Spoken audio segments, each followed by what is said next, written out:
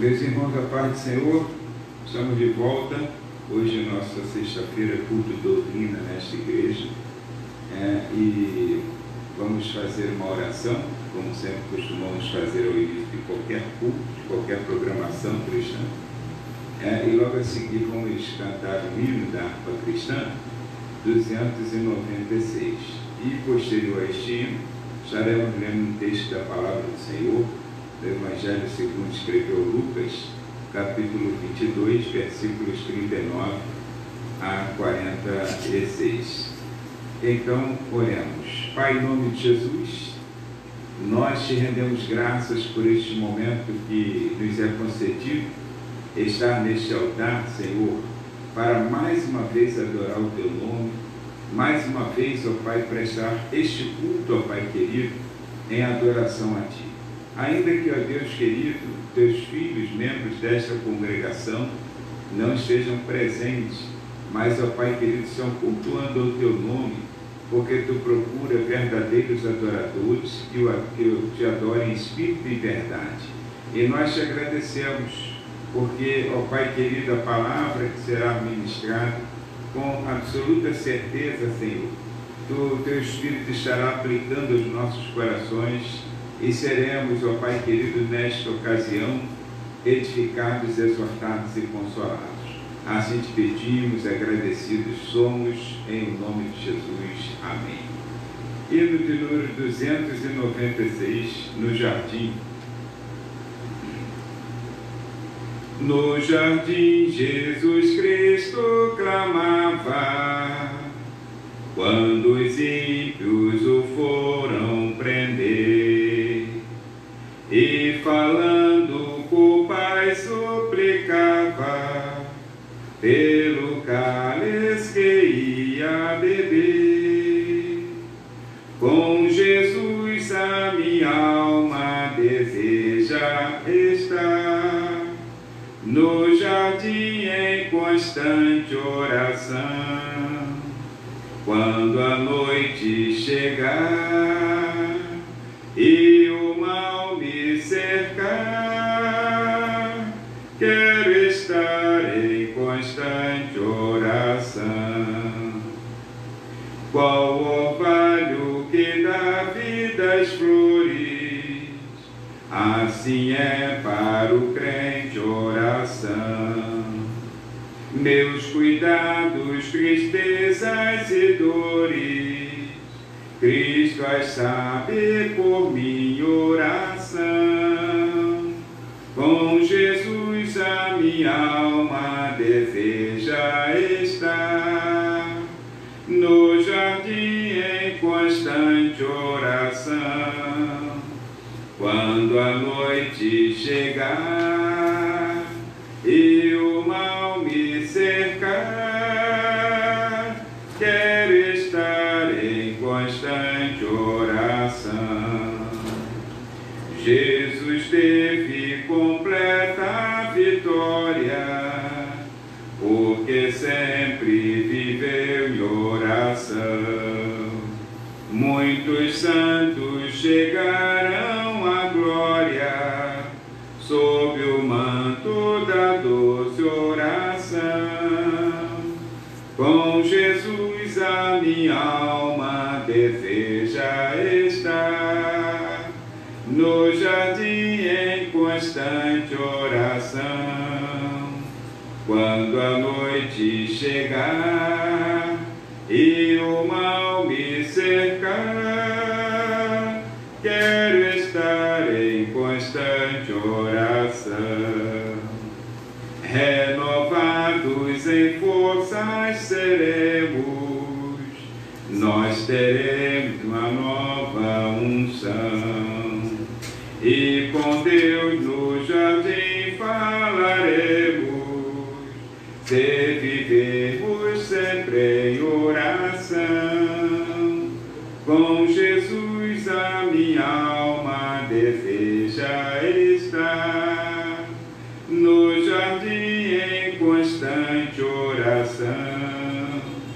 Quando a noite chegar e o mal me cercar, quero estar em constante oração. Glória a Jesus. Meus irmãos, a palavra do Senhor no Evangelho segundo escreveu Lucas, capítulo 22, versículos 39 a 46, diz-nos assim: E saindo, foi como costumava para o Monte das Oliveiras, e também os seus discípulos o seguiram. E quando chegou àquele lugar, disse-lhes: Orai para que não entreis em tentação. E apartou-se deles cerca de um tiro de pedra, e pondo-se de joelhos, orava, dizendo: Pai, se queres, passa de mim este cálice. Todavia não se faça a minha vontade, mas a tua. E apareceu-lhe um anjo do céu que o fortalecia, e posto em agonia, orava mais intensamente, e o seu suor tornou-se como grandes gotas de sangue que corriam até o chão. E levantando-se da oração, veio para os seus discípulos e achou-os dormindo de tristeza. E disse-lhes: Por que estáis dormindo? Levantai-vos e orai, para que não entreis em tentação. Amém. Meus irmãos, nós lemos uma palavra para fundamentar este assunto nesse culto de doutrina, ensinamento da palavra do Senhor. E então gostaria de falar sobre fazendo o que é preciso ser feito no cotidiano cristão. Dentre muitas coisas que o cristão no seu cotidiano precisa fazer, eu gostaria de destacar nesta noite algo que nos sustenta, que sustenta a nossa comunhão com Deus e abre muitas portas no dia a dia do cristão, que é a oração. A oração é a expressão da alma, é aquilo que você sente, aquilo que você deseja, aquilo que você quer expressar-se para o Senhor. E é sobre isso que nós vamos falar. Então, o que precisamos fazer, de fato, no cotidiano cristão, relacionado a este assunto, oração? O texto que nós lemos, ele nos dá toda a diretriz necessária para vivermos essa vida de oração.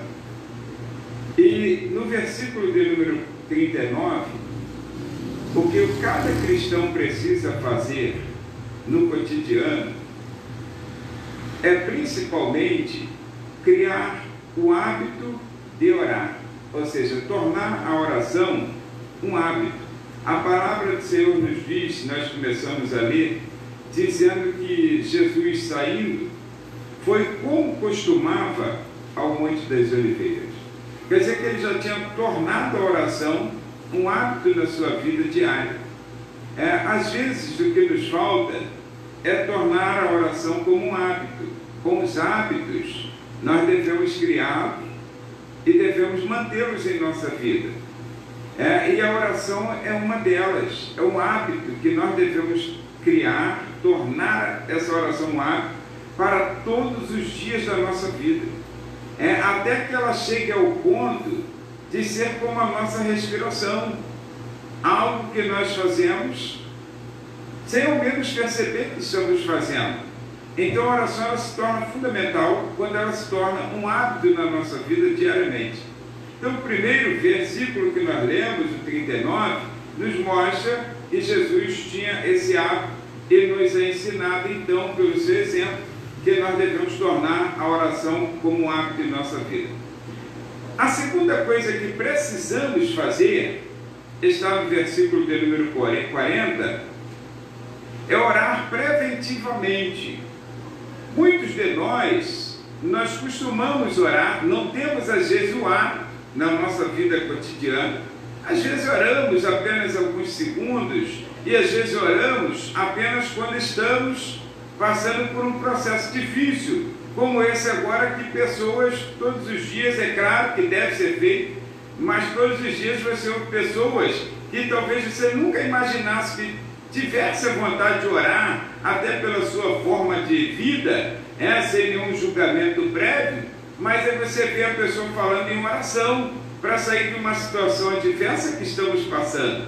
Mas a palavra de Deus nos ensina que as pessoas que costumam ter o hábito de orar, elas acabam aprendendo com o Senhor e faz exatamente o que o Senhor lhe ensinou, dizendo que nós temos que ter essa oração preventiva em nossas vidas. Versículo de número 40, Jesus diz para os discípulos, e ele diz assim, ó, e quando chegou àquele lugar, disse, orai para que não entreis em tentação. Tentação, algumas versões de Bíblia, provação. Então ora antes que aconteça. Antes que aconteça o mal. Jesus havia ensinado também isso na sua oração chamada do Pai Nosso, quando ele diz que nós devemos orar para que nenhum mal nos sucedesse. Orar para que o mal não acontecesse sobre nossas vidas. Então isso se chama oração preventiva. Essa oração preventiva, nós devemos torná-la hábito da nossa vida cotidiana. Todos os dias, mesmo que você não veja nenhum mal aparente para surgir na sua vida, mesmo que você esteja muito bem na sua vida financeira, sua vida de saúde física, espiritual, mental, em todos os sentidos, a saúde familiar, ora preventivamente pedindo ao Senhor que te livre do mal. Ora preventivamente pedindo ao Senhor que te livre das tentações ou das provações que podem sobrevir. Não é esperar um momento ruim para nós então lembrarmos do Senhor. Então esse modelo de oração, Jesus está nos ensinando na prática. Quando ele ensina em Mateus capítulo 6, ele está ensinando na teoria, dizendo aos discípulos que alguém lhe perguntou, e alguém melhor dizendo, alguém lhe disse, Senhor, ensina-nos a orar. Agora ele está na prática mostrando como deve ser feito. Todos os dias, como ele costumava, e agora pediu aos discípulos, dizendo assim, ó, orem preventivamente, ora para que não entre em tentação, não entre em prova, ou seja, peça ao Senhor para te livrar do mal.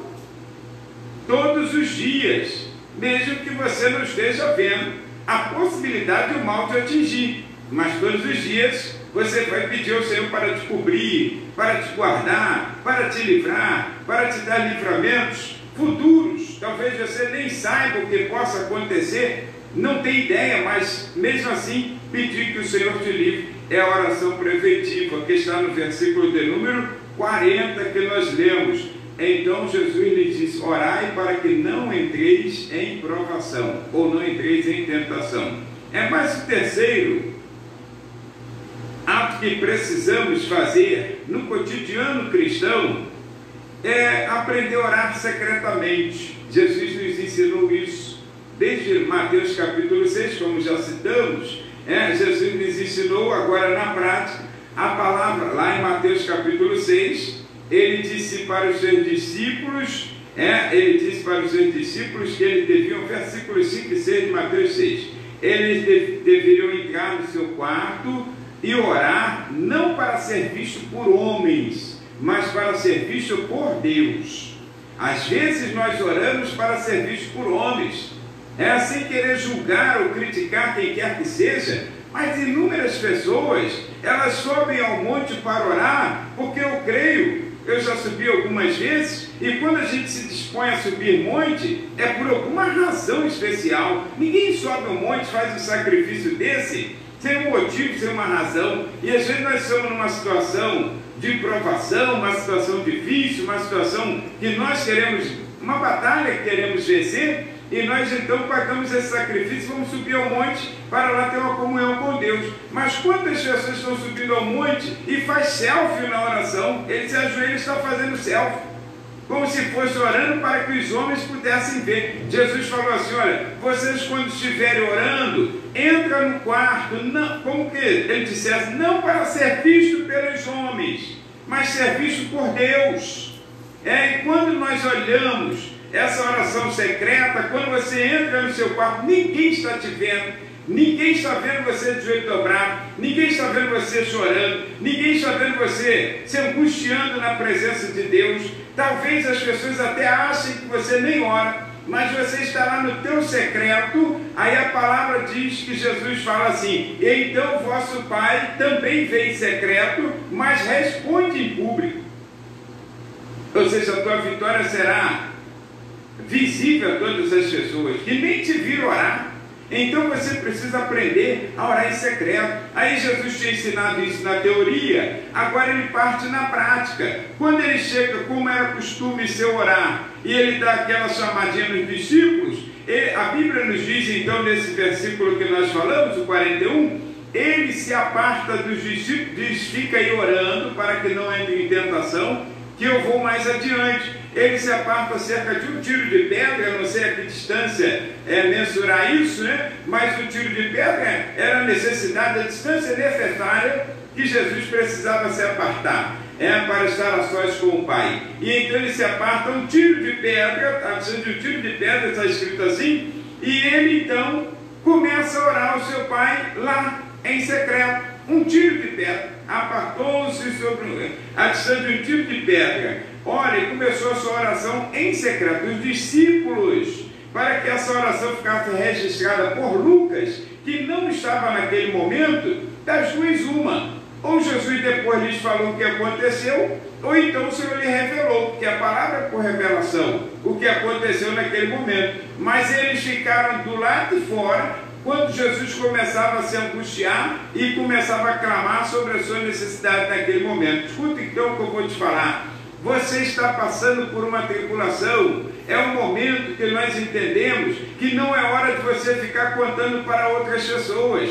Tem momentos da nossa vida que nós não podemos orar para ser visto pelos homens. Nós precisamos orar para ser visto por Deus. Então precisamos dobrar os nossos joelhos, ir ao nosso quarto em secreto, querendo as pessoas acreditar ou não que estamos tendo uma vida de oração, porque ninguém precisa saber o quanto tempo você está de joelho dobrado, o quanto você jejua, o quanto você chora aos pés do Senhor. O importante é que Deus, Ele ouve a oração de quem ora e Ele vê que você está orando em secreto, querendo as pessoas acreditarem ou não. Aliás, ninguém precisa saber de como você está orando, o quanto você está orando. Esse é o segredo teu com Deus. Então Jesus ensinou: entra no teu quarto, fecha a tua porta, ora em secreto, porque o Senhor te responderá também em secreto, mas te fará publicamente visível a todas as pessoas que você é mais do que vencedor, que você é um vitorioso pela oração feita. Então, Mateus capítulo 6, 5 e 6, aí Jesus, ele estava ensinando a teoria e agora ensinando na prática, fazendo que os discípulos compreendessem o que ele tinha ensinado na teoria. Bom, agora, a quarta coisa, o quarto ponto em que precisamos fazer no cotidiano cristão, relacionado à oração, precisamos aprender a orar com humildade. A orar com humildade. Mas é possível alguém orar sem humildade? Sim, é possível. Jesus mostrou um caso que estava acontecendo no pátio, na casa do Senhor. Quando ele estava lá, ele observou que chegou um certo homem fariseu, está registrado em Lucas capítulo 18. Então um certo homem fariseu, um homem de boa postura, de boa aparência, extremamente religioso, pois ele mostra na sua oração o quanto ele era religioso, e ele então estava orando, Jesus observando que esse homem, ele olhava para o alto e dizia: Senhor, graças te dou, que não sou como os demais homens, referindo-se até àqueles publicanos que estavam ali, homens publicanos, pecadores, e ele disse: eu dou o dízimo de tudo quanto possuo, eu jejuo 2 vezes por semana. Olha, qualquer pastor acharia que esse crente era bom, mas era provação, porque não era convertido, faltava nele o principal que ele achava que o principal para a sua vida cristã seria jejuar, seria orar, seria ele ser um bom dizimista. Nada. Jesus falou, faltava a vida dele conversão, humildade, simplicidade, porque diante de Deus ninguém é grande. O O lugar mais alto, eu citei isso recentemente, foi uma palavra que eu ouvi em 2012 pelo bispo Abner Ferreira, e ele então citou uma coisa que ficou gravada no meu coração: o lugar mais alto que um homem pode chegar é aos pés da cruz. E esse homem não estava entendendo. Aí então Jesus agora ensina que quando ele chega, se distancia para orar em secreto, olha, se ninguém está vendo, e é um momento cansativo, pois ele já trabalhou o dia inteiro, ele podia lá deitar-se e orar deitado. Quantas pessoas oram deitados? Quantas pessoas, quando se deitam, ela já não tem mais força para orar, e ela só diz: Jesus, fui. Então ela não tem mais aquele ânimo, aquela disposição. Mas Jesus não, ele mostrou humildade, porque a Bíblia nos diz, nesse versículo de número 41 ainda, que ele chegou no lugar onde ele se afastou em secreto, pondo-se de joelhos. Se ninguém está vendo Jesus, se ele está com a sua porta fechada, se ele está sozinho, para que ele se pôr de joelho? A humildade de Jesus, que ele ensinou na teoria, lá em Mateus capítulo 11, versículo 25 a 30, que ele disse: aprendei de mim que sou humilde de coração, aprendei de mim que sou manso e humilde de coração. Olha, essa humildade agora ele está pondo na prática, porque ninguém está vendo, mas ele vai, se distancia de todos e acha um lugarzinho para ele orar, e lá ele põe-se de joelho. Jesus, aquele que diríamos que não tinha necessidade. Agora, quanto mais nós, e quantas pessoas não querem dobrar os joelhos, quantas pessoas não querem ter esse ato simples de humildade perante o Senhor, derramar-se perante o Senhor. Dobre o seu joelho, ainda é eficaz dobrar o joelho na presença do Senhor, mostrar que o Senhor é grande. Se você fosse uma autoridade, você teria que se encurvar. Então, quando você chega diante do Senhor, é preciso se encurvar, ainda que ele não peça, mas é preciso se encurvar. E Jesus mostra isso orando-se, pondo-se de joelhos. Então ele orava mostrando humildade. Escuta, é o momento de nós dobrarmos os nossos joelhos, é o momento de nós clamarmos. Hoje já se fala em jejum nacional, não só aqui no Brasil, mas várias nações que estão passando esse momento em jejum. Jejum, quando se está falando de oração em jejum, está falando de uma súplica, está falando de um clamor, está falando de derramar a sua vida na presença de Deus, está falando de humildade, de deixar a soberba de lado, de deixar o nariz empinado, de descer do salto. São as palavras que nós usamos no cotidiano. Olha, escuta, é preciso dobrar-se diante daquele que é sobre todas as coisas, daquele que é, e ninguém mais é acima dele. A Bíblia diz que acima do nosso Deus não há ninguém, por isso ele só olha para baixo, ele olha sempre para a terra, porque acima dele não tem ninguém. Ele é a autoridade máxima. Dobre os seus joelhos, seja um pouquinho mais humilde, um pouquinho mais quebrantado. Não é para as pessoas verem, não, é para o Senhor ver que você está com o joelho dobrado, o Senhor vê que o teu joelho tem calo. Então é importante isso. Uma vida de oração se faz assim, com humildade. E Jesus está nos ensinando. Tinha ensinado na teoria, e agora está no campo prático, mostrando para os discípulos como se faz. Ainda em secreto, onde só Deus podia contemplar, ele agora põe-se de joelhos. Só aquela atitude já demonstrou que ele estava em humildade, reconhecendo a soberania do Senhor. E agora, uma outra coisa interessante que Jesus acaba nos ensinando na prática, e ele tinha também ensinado na teoria: apresente-se ao Senhor como filho. Apresente-se ao Senhor como filho. É importante isso. Eu sei que você pode orar como os antigos oravam, Deus de Abraão, Isaac e Jacó, colocar por causa da fundamentação da promessa de bênção à posteridade. Mas olha, Jesus, quando ele ensinou os discípulos, dada aquela solicitação, ensina-nos a orar. Aí Jesus falou assim para ele: vocês vão orar dessa forma. Pai, começa a oração assim: Pai nosso Olha, além de entendermos que somos todos irmãos, que isso nos iguala, porque ele falou assim, Pai Nosso, então está nivelando todos nós, aqui na terra, todos nós somos nivelados pela justiça de Deus, pelo amor de Deus. Ninguém é maior do que ninguém. Existem responsabilidades diferenciadas. Talvez Deus tenha me dado um pouquinho mais de responsabilidade na condição de pastor da igreja, mas ninguém é mais do que ninguém. Eu gosto de lembrar que o preço de salvação dado a todas as pessoas foi o preço de sangue na cruz, e ninguém pegou uma gota mais de sangue do que o outro. Então, quando você orar, Jesus te ensinar, você chama, entra na presença do Senhor como filho, não entra como servo predileto, não entra como queridinho de Deus, não entra como melhor do que o outro, não entra como, não, Deus me ouve, aquele não vai ouvir, como aquele fariseu que eu acabei de dizer, que ele estava confiante na sua autojustiça, porque ele era dizimista, porque ele era ofertante, porque ele jejuava, se abstinha de algumas coisas. Que é isso? A sua justiça, Jesus falou, ele não desceu justificado.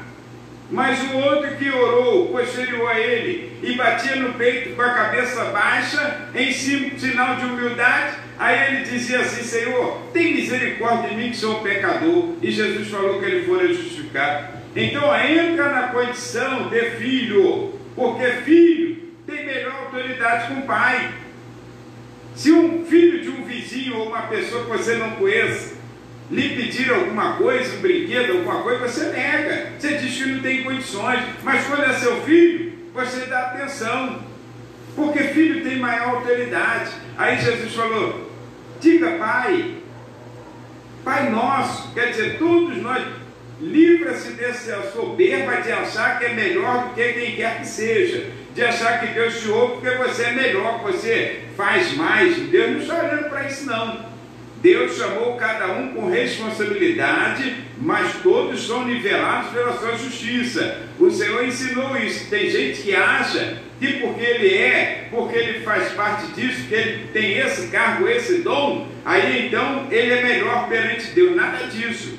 Quando o Senhor ensina sobre a parábola, lá onde tinha um campo em que chamou os obreiros para trabalhar, aí diz que um foi chamado logo pela manhã, no início do expediente, e disse, você quer trabalhar? Quero, então vá para o campo. Aí foi trabalhar, aí no meio do dia chamou outro, encontrou uma coisa, você não está trabalhando? Não, então quer trabalhar? Quero, vai para o campo. Aí foi para o campo. No finalzinho da tarde, já faltando 1 hora para terminar o expediente, ele encontrou outro e falou, você não trabalhou o dia todo, ninguém me deu o serviço, então vai para o campo trabalhar. E quando chegou no final do expediente, 1 hora depois, aí ele chamou esse último que chegou e disse assim, olha, toma aqui teu salário, e deu o dia inteiro. Aí o outro, no meio do dia, pensou assim, eu vou ganhar mais que eu trabalhei. O que chegou de manhã, falou, vou ganhar mais ainda, que eu estou trabalhando há mais tempo. Aí o Senhor deu a mesma coisa, e eles reclamaram. O Senhor disse assim, o que eu combinei com vocês? Já veio para trabalhar, ia pagar um dia, então estou sendo justo. Olha, Deus não te justifica pelo quanto você faz, não. Tem gente que está achando que porque já trabalhou muito, já se gastou, já fez, aconteceu. Não, nada disso. Eu tenho anos que eu estou no Evangelho, trabalhando na presença do Senhor. Isso não significa nada. O que significa é que Deus nos chamou e Ele nos justifica pela sua justiça. E somos todos nivelados como irmãos e todos iguais. E então quando eu entro na presença do Senhor, eu tenho que orar sabendo que eu sou filho e eu tenho muitos irmãos na mesma condição. E Deus não me ouvirá porque eu sou melhor, porque eu sou mais antigo, porque eu faço mais, nada disso. Ele me ouvirá porque Ele é Pai. E Pai sempre ouve o Filho. Jesus tinha dito isso. Se vós sendo maus, sabeis dar boas dádivas aos vossos filhos, se um filho pedir ovo, quem vai ter a coragem de dar um escorpião? Ele diz assim, quanto mais vosso Pai que está no céu. Escuta, então aqui está dizendo aqui, dizendo Jesus na prática agora, quando ele dobra os seus joelhos, ele diz, Pai, está vendo? Versículo de número 42, ele diz assim, Pai, é a expressão dele. Por que ele não falou Deus de Abraão, Isaque e Jacó? Mas ele diz pai, porque quando você entra como filho, você reconhece a sua inferioridade e reconhece a superioridade do Senhor. É um princípio de autoridade. Você reconhece que Ele é tudo em todos. Você reconhece que você não manda em nada, mas o Senhor quem manda. E nada justifica uma tentativa de justificativa da tua parte. Então, entra como filho na presença do Senhor. E filhos são herdeiros. Lembra de uma música? Claro que Efésios capítulo 1, versículo 3, carta de Paulo aos Efésios capítulo 1, versículo 3, ele disse assim, ó, que Deus nos abençoou com todas as bênçãos celestiais em Cristo Jesus, nosso Senhor. E é uma música antiga que dizia assim, ó, tudo o que Jesus conquistou na cruz é direito nosso, é nossa herança. Filho herdeiro. Então não tenta entrar na presença do Senhor como sendo o pastor, como sendo o profeta, como sendo o diácono, como sendo esse ou aquele, como sendo bom dizimista. Nada diz, Senhor, eu sou fiel dizimista. Quem disse que isso garante que Deus vai ouvir a tua oração por ser fiel dizimista? Não é mais do que a nossa obrigação, nosso dever de cristão. Agora entra na presença do Senhor como filho. Filho e detalhe, filho adotado, extremamente pela graça de Deus, porque o Senhor veio para os judeus, e os judeus rejeitaram, então nos fez filhos dele. Endureceram o coração, então o Senhor nos enxertou. Paulo explica isso, segundo a palavra também de Jesus, em João capítulo 1, ora, então, veio para o que era seu, os senhores não receberam. Aí Deus, então, deu-nos o direito de sermos chamados filhos de Deus. Então não pensa que é porque você faz, acontece, que você é justo, é fiel, nada disso. Isso tudo pode até ajudar. Ajudar o quê? Tu manter a tua vida saudável, a ser um exemplo de filho. Agora, nada, Deus nunca te ouvirá por conta dessas coisas. Não há fato na Bíblia em que Deus mostre que Ele ouviu porque a pessoa é. Não, nada disso. A pessoa se aproximou de Deus na condição de filho. E quando ele se aproxima assim, aí o pai bate o coração forte e ele não vai negar nada ao seu amado filho. Então Jesus nos ensina na teoria e agora está fazendo na prática. Pai, ele entra na presença do Senhor assim, entra dessa forma, entra como herdeiro de Deus e de Cristo Jesus em todas as coisas, né? Agora uma coisa interessante, que dentro desse parâmetro que Jesus nos mostrou na condição de filhos, sexto ponto, que é quase idêntico ao que já falamos do fariseu, é manter-se submisso. Manter-se submisso. Quantas pessoas não se mantêm submissos? Eu sei que o coração do homem, está escrito lá em Provérbios capítulo 16, o verso 1, pode fazer planos. É natural fazer planos. Vai acontecer, eu vou fazer. O apóstolo Tiago chegou a dizer, olha, é melhor quando a gente falar alguma coisa, dizer assim, amanhã, se Deus quiser, eu farei isso ou farei aquilo. Porque a gente costuma falar, amanhã eu vou fazer, estou planejando, está acontecendo isso, como aquele moço soberbo que estava confiado na sua riqueza, e ele disse assim, minha alma, come e bebe folga, porque tens bens para muitos anos, muitos dias. Aí Jesus fala que na mesma noite veio uma voz que lhe disse, louco, esta noite te pedirão a tua alma, o que tens preparado para quem será? Faltou o quê? Simplicidade, submissão à vontade de Deus. Então, como eu estava citando Provérbios 16, 1, está escrito, o coração do homem pode fazer planos, mas a resposta certa dos lábios vem do Senhor. Nós não mandamos em nada. Nós não sabemos nada, nós não temos condições de nada, se não for a mão poderosa e bondosa do nosso Deus. Aí quando você entra como filho, você também procura manter-se submisso à vontade do Pai. Quantos filhos entram como filho e não recebem nada? Porque eles entram soberbos. Tem filho que entra na presença do Pai e ele não consegue receber o que quer. Porque ele diz assim, estou aqui te pedindo, e eu não pedi para vir a esse mundo não. Ele já entra cheio de moral, encostando o pai na parede. E quantos crentes que falam isso? Ah, encostei Deus na parede. É que é isso? Onde está a tua submissão? Você não sabe nada da sua vida, eu não sei nada do meu futuro. Eu não sei o que pode me acontecer daqui a segundos. Então, quando eu entro na presença do pai, eu tenho que entrar como filho. E filho não tem moral com o pai, não. Filho não pode botar banca em cima do pai, não. Filho tem que saber a vontade do pai. Ele pode até fazer um pedido, como na casa. O filho, então, alguns se perdem porque querem criar asas. Aí ele chega na presença do pai e diz assim: papai ou mamãe, eu quero fazer isso ou aquilo. Aí o pai sabe que ainda não é o tempo, a mãe sabe também que ele não tem maturidade para tal coisa. Aí nega. Quando nega, sai chutando balde. Escuta. Na presença de Deus, às vezes faz a mesma coisa. Você entra com um pedido, aí quando o Senhor fala não, ou ideia é diferente, que às vezes ele fala não, às vezes ele fala espera, ainda não é o momento, mas eu vou te dar, mas lá na frente.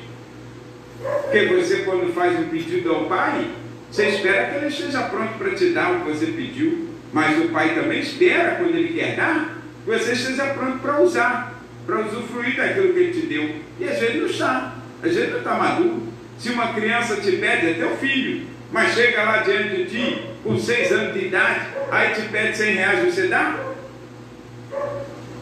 Não, mas é meu filho, é do meu coração, eu não vou negar nada para o meu filho, é meu bem maior. Escuta, você dá os 100 reais? Não.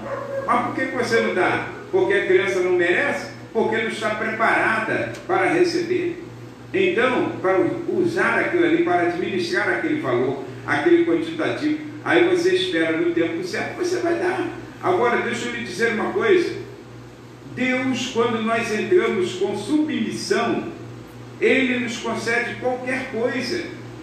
Qualquer coisa. Por isso que eu costumo dizer, Deus sempre ouve a oração de quem ora. Só que tem coisas que Ele vai lhe conceder instantaneamente, porque eu já estou pronto para administrar aquele bem, ou Ele vai me conceder lá na frente, mas já está registrado. O pedido já está feito. A petição foi feita. Quantas vezes fora feita por um advogado uma petição, e você sabe que uma causa na justiça, o que manda é a petição. Se a petição for bem feita, então o camarada será bem sucedido. E quantas vezes o juiz atendeu a petição do advogado, mas não foi instantâneo, e às vezes leva um tempo para que ele receba aquela bênção, aquela vitória que já foi sacramentada. Às vezes fica um ano, mesmo um ano, ou mais anos, até que seja liberado, mas a petição já foi feita, o juiz já aceitou, já aprovou, agora é preciso, desde que ele bata o martelo, ele vai precisar de um tempo para que a empresa, o que seja lá o que for, ela venha poder ressarcir o que você perdeu. E quando Deus ouve a tua oração, essa oração já foi colhida, já está no odre das orações, já está diante do altar do Senhor.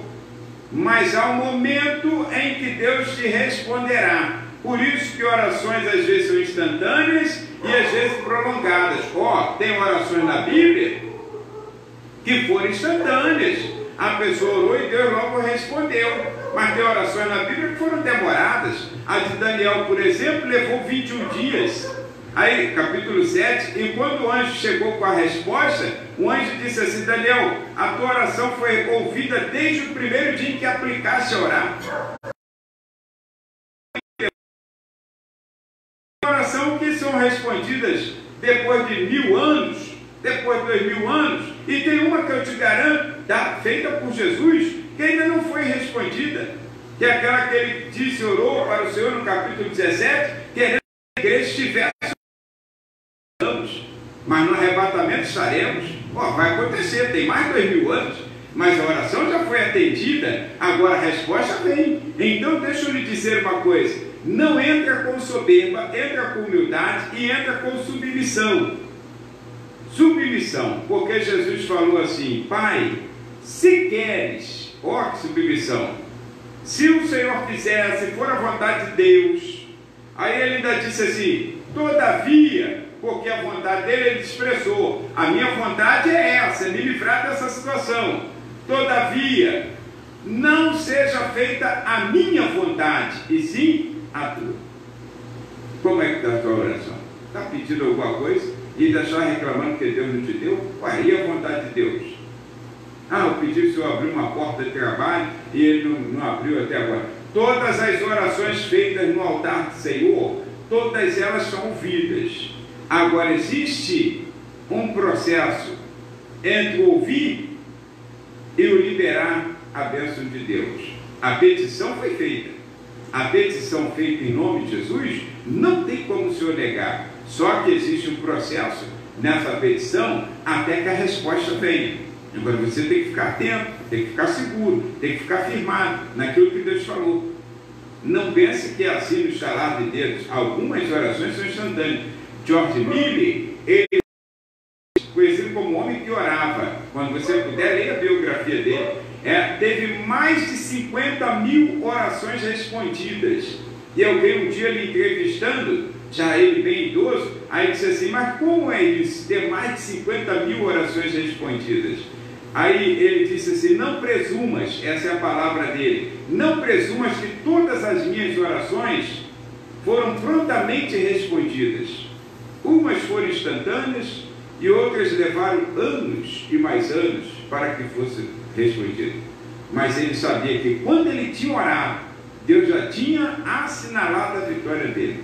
Então entra com submissão, porque esse é o caminho que nós temos. Eu posso fazer planos, eu posso ter ideias mirabolantes. Isso vale para a igreja, vale para comprar alguma coisa, vale para trocar, vale para fazer qualquer outra coisa, coisa grande, coisa pequena. Ah, vou fechar um negócio gigantesco. Se o Senhor disser não, ainda não, espera mais um pouquinho, porque Ele tem um tempo certo.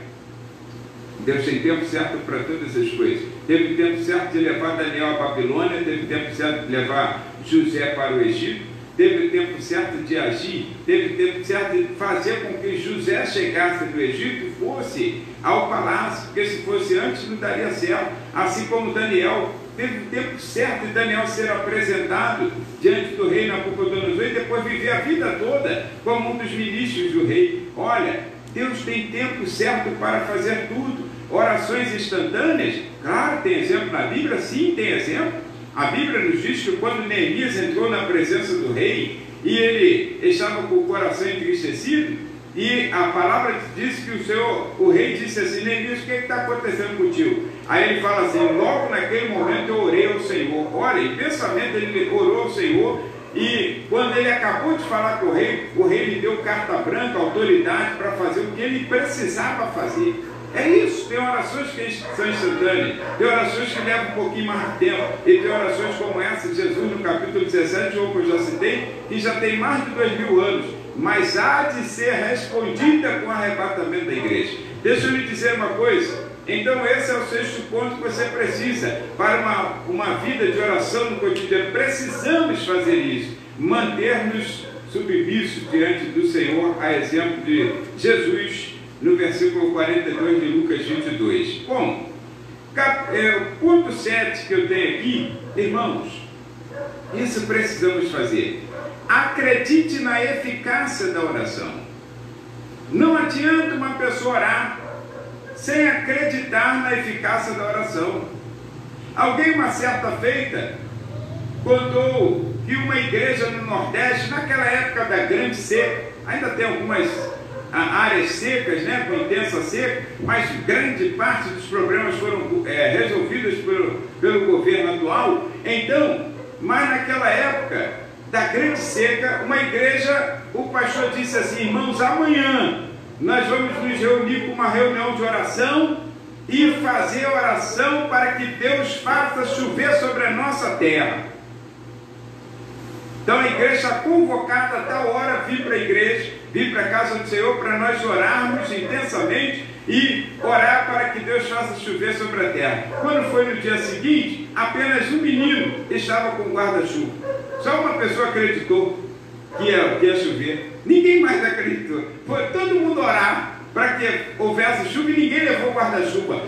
Sinônimo de que não estava acreditando que Deus podia responder a oração. Escuta, é preciso acreditar na eficácia da oração. A palavra do Senhor nos diz em Tiago capítulo 5, versículo 16, que a oração feita por um justo, ele está citando o profeta Elias, pode muito em seus efeitos. Ele lembra do profeta Elias. Oração feita por um justo pode muito em seus efeitos. Então, ele está citando isso. E Jesus está nos dando exemplo. Quando chega aqui no versículo de número 43, a palavra diz que o Senhor estava orando. E o versículo 42 nós observamos, ele estava orando numa intensidade que o sofrimento foi notório ali. E apareceu imediatamente um anjo do céu que o fortalecia. Algumas versões dizem que o confortava.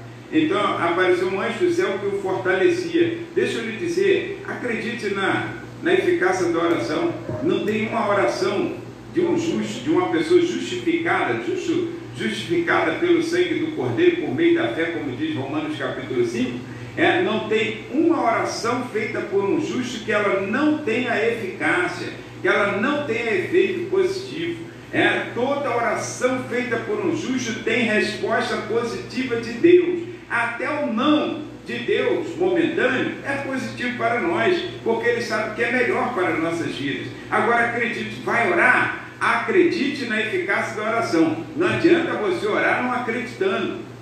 Esse mesmo George Miller, ele conta uma fase da vida dele que o navio precisava zarpar e o nevoeiro estava muito intenso, então ele pediu o camarote do comandante. O comandante falou: não vamos poder zarpar porque o nevoeiro está intenso. Aí então ele pediu o camarote emprestado. Eu posso fazer uma oração? Pode, mas não tem como, nem oração vai resolver isso. Aí ele fala: pois eu tenho compromisso com Deus e com o local em que eu vou pregar, eu nunca falhei, então deixa eu orar. Aí ele orou. Quando ele orou, ele falou só assim: Senhor, dissipa esse nevoeiro para que nós venhamos a partir, porque tu sabes, eu nunca descumpri com um compromisso. Aí então, quando ele terminou de orar, aí o comandante disse: também vou fazer uma oração. Ele falou: não, você não crê. Então, orar é para quem crê na eficácia da oração. E quando saíram do camarote, o nevoeiro tinha dissipado. Então, escuta, o impossível que Deus faz,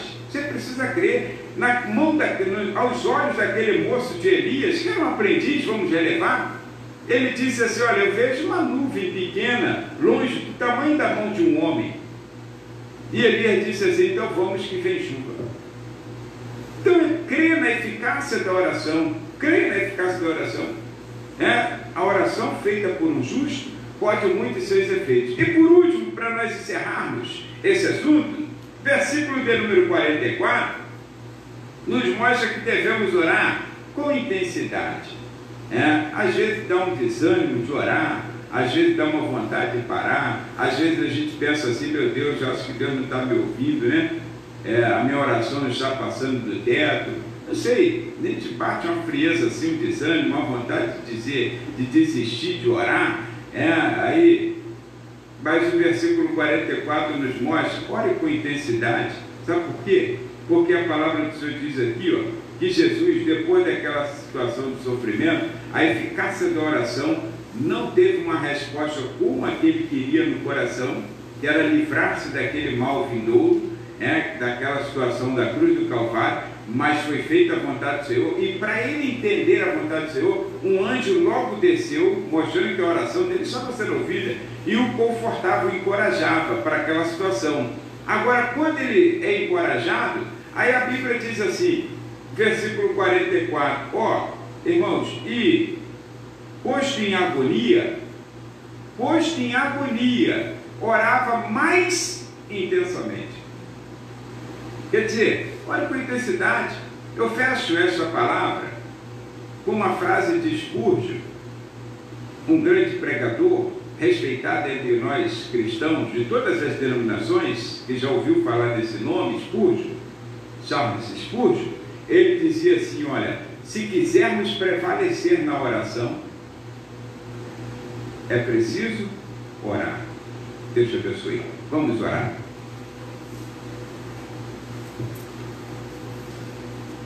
Aqui estão os pedidos de orações. e nós vamos apresentá-lo mais uma vez ao Senhor.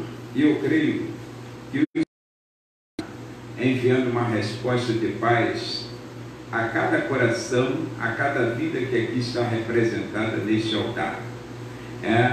E creio que todas as orações feitas nesta casa, elas são ouvidas por Deus. E a seu tempo, a resposta vem a cada um segundo a vontade do Senhor e não a nossa. Pai, em nome de Jesus, sob esta palavra pregada nesta hora, Senhor, Deus, como ensinamento neste culto de doutrina, Pai, eu quero te pedir, primeiro, sobre cada um dos teus filhos que estão nos assistindo, nos ouvindo, ou que assistirão a este vídeo. Pai, entra nesta casa, eu te peço, repreende o mal desta casa. Deus, entra neste coração, Pai querido, que está entristecido, angustiado, com medo de toda essa situação que está acontecendo, ó Pai querido, na nossa nação e em outras nações. Deus, põe uma tranquilidade nesse coração, ó Pai querido. Abraça essa pessoa, Senhor, com o teu Espírito Santo. Põe anjos da tua presença para encorajar, para fortalecer, para colocar ânimo, ó Pai querido, para que essa pessoa sinta, Pai querido, a verdade da tua palavra, que tu estás conosco todos os dias, bons e ruins, de nossa vida até a consumação dos séculos, até que a plenitude dos gentios haja entrado, ó Pai querido, até que a igreja seja arrebatada. Tu estarás conosco todos os dias nesta terra, com problemas ou sem problemas, porque tu mesmo disseste, ó Pai querido, que teríamos muitas aflições, mas também nos disse: anime-se, encoraje-se, tenha bom ânimo, alegre-se, porque eu venci. E então, Pai querido, o apóstolo Paulo, fazendo valer-se dessa palavra, nos ensinou dizendo que somos mais do que vencedores por aquele que nos amou. Senhor, então entra nesta casa. Ó Pai querido, toma essa vida em tuas mãos, em nome de Jesus. Conforta esse coração angustiado, essa pessoa que está com vontade de retornar à tua casa. Ó Pai querido, que está angustiado porque não tem tido os cultos presenciais. Meu Senhor, mantenha a fé nesse coração para a glória do teu nome, porque é pela tua graça que somos mais do que vencedores, é pelo teu amor, é a tua graça que nos sustenta, Pai querido. E quero também te pedir por esses pedidos de orações. Aqui são nomes, fotos e documentos que representam vidas tão importantes quanto as nossas, ó Pai, nesta hora. Deus, toma em tuas mãos essas vidas. Quero te pedir, ó Pai, que cada pedido de oração que está neste altar, dentro desses textos de oração, Deus, que tu venha contemplar com olhar de misericórdia e bondade, estender a tua mão protetora, tua mão abençoadora, tua mão guardadora, ó Pai querido, e fazer a sombra do Altíssimo cobrir essas vidas para a glória do teu nome. Deus, então traz libertação a essas vidas, a esta casa que aqui está representada. Traz libertação expulsando desta casa, ó Pai querido, no nome de Jesus, ó Pai, todo espírito maligno, todo espírito de confusão, todo espírito de briga, todo espírito, ó Pai querido, de desunião, de rebeldia, de desobediência dos filhos ou dos pais ou de irmãos, todo espírito, ó Pai querido, de avareza, de mendicância, todo espírito de miséria, espírito de adultério e fornicação, espírito, ó Pai, de promiscuidade, seja repreendido desta casa. O espírito da violência seja repreendido. O espírito, ó Pai, que da preguiça seja repreendido desta casa. Deus, toma esta casa em tuas mãos. Entra, Senhor, e faz morada, como fez na casa de Zaqueu, teu servo, e como faz em nossas casas. Entra e faz morada para declarar que a tua salvação chegou a esta casa. Assim te peço e te agradeço em nome de Jesus. Amém. Meus irmãos, quero lembrar vocês Que domingo às 9 horas estaremos de volta, 9 horas da manhã, com a primeira aula da Escola Bíblica Dominical do segundo trimestre das edições da editora Betel, falando sobre Salmos. Então, você que está acompanhando, eu sei que algumas pessoas ainda não pegaram suas revistas, mas você acompanha. Se você não pegar a sua revista domingo, você acompanha pela palavra do Senhor e seja edificado. E no mesmo domingo estaremos retornando às 17 horas para trazer uma boa palavra da parte do Senhor à sua vida. Como no primeiro domingo seria o culto da família nesta igreja, então nós traremos uma palavra à família cristã. Tá bom? Deus te abençoe e tenha uma ótima noite. Estenda a sua mão mesmo na sua casa. Que a graça do nosso Senhor e Salvador Jesus Cristo, o amor de Deus e as consolações do Espírito Santo seja com todo o povo de Deus. Todos dizem amém.